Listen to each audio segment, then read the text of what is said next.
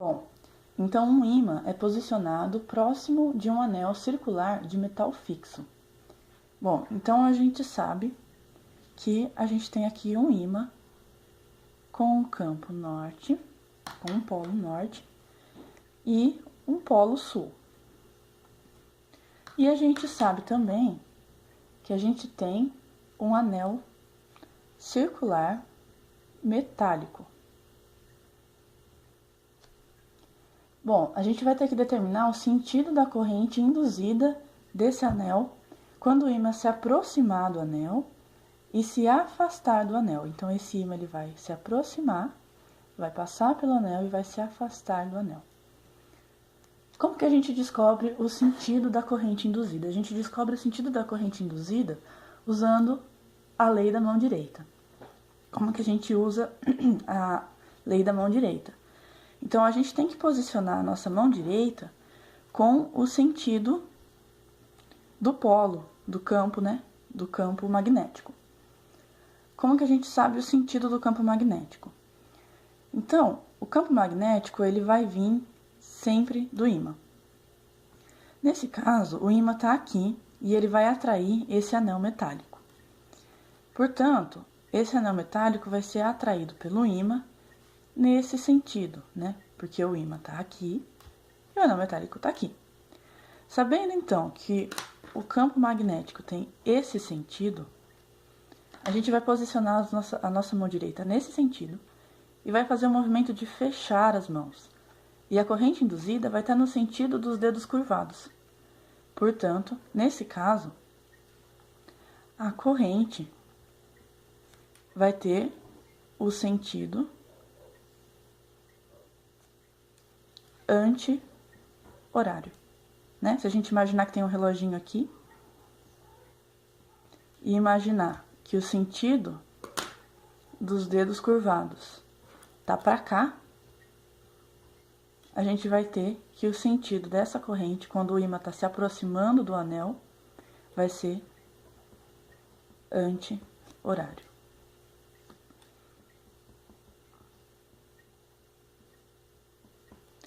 Tá, mas e quando esse ímã atravessar, passar por esse anel e vir aqui desse outro lado?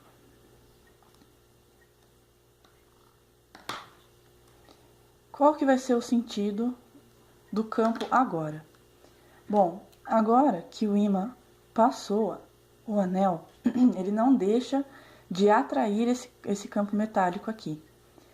Só que acontece que agora o sentido do campo magnético vai ser outro, né? Porque ele está do outro lado do anel metálico. Então, agora a gente vai posicionar a nossa mão assim, né? E fechar as mãos assim. Ou seja, esse sentido que era anti-horário foi invertido. E agora é um sentido horário.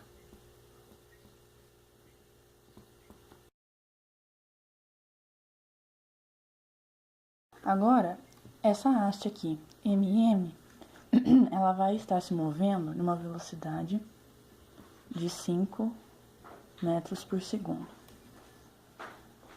em uma direção do campo magnético, né, que tem um valor de 0,80 Tesla, né, sendo a resistência dessa lâmpada aqui 96 ohms. O comprimento da haste vai ser de 1,6 metros. Vamos determinar agora o valor da Fem produzida por essa haste. Qual que é a equação que a gente usa para descobrir a força eletromotriz produzida? A equação que a gente usa é a Fem igual a velocidade da haste vezes o valor do campo magnético vezes o comprimento da haste, que aqui no caso é 1,6 metros. Como os valores já estão, né, nas medidas que a gente precisa usar, é só substituir esses valores. Então, a Fem é igual a 5 vezes 0,8 vezes 1,6. 5 vezes 0,8 é igual a 4, vezes 1,6 é igual a 6,4. Então, a gente sabe que a FEM é igual a 6,4 volts. Questão B agora. É a intensidade da corrente induzida no circuito. Então, descobrir a intensidade da corrente, a gente pode usar essa fórmula aqui, né? Que a FEM é igual à resistência, no caso 96 ohms, vezes a corrente. Então, a gente sabe que a FEM equivale a 6,4 volts. E que a resistência equivale a 96 ohms.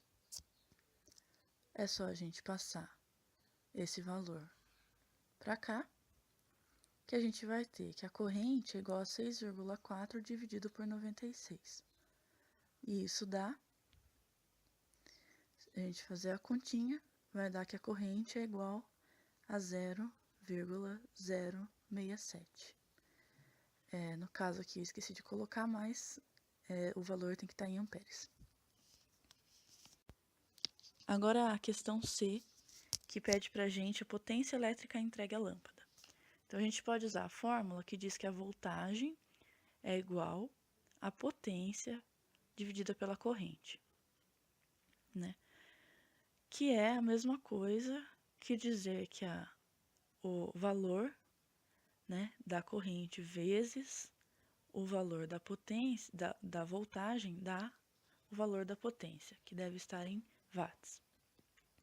Como que vai ficar essa formulazinha se a gente substituir os valores, né?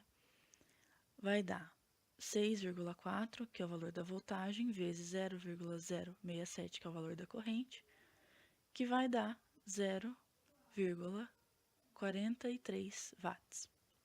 Então, 43 watts é a potência entregue à lâmpada.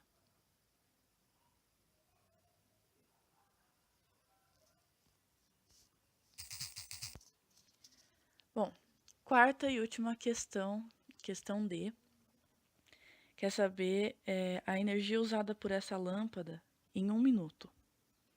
Como que a gente vai descobrir? A gente sabe que watts é igual a 1 joule por segundo. E a gente também sabe que 1 minuto equivalem a 60 segundos. Então, 1 minuto vai utilizar de 60 watts, ou joules por segundo. Então, a gente vai lembrar do valor do watts, né? Do valor da potência, que é 0,43. E vai fazer vezes a quantidade de segundos que a gente tem em 1 minuto, que vai ser 60. E então, portanto, né, essa lâmpada em 1 minuto vai consumir 26 joules de energia.